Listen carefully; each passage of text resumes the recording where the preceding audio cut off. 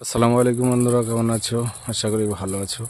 তো এই যে আমার পটলে পানি দেওয়ার জন্য স্প্রিংলার সিস্টেম করা হচ্ছে। এই যে এটা কোনো বড় মোটর লাগানো হয়নি, কাজ চলছে আপাতত। এই যে ছোট বাড়ি যে জল তোলা মোটর দিয়ে দিচ্ছি, এটা মোটরটা এখানে বড় মোটর লাগাতে হবে। তো এই যে এখন স্পিডটা কম, ছোট মোটর বলে। এটা দেওয়ার উদ্দেশ্য হচ্ছে সব জায়গায় সমানভাবে জলটা পড়বে এবং লিভার কস্টটা অনেক কমে যাবে। 1 বিঘা জমিতে যদি চারার জল দেওয়া হয় মিনিমাম 3 ঘন্টা টাইম লাগবে, কিন্তু এই পদ্ধতিতে আমার আধা ঘন্টাও লাগবে না, জল হয়ে যাবে এবং সব জায়গা সমানভাবে পড়বে।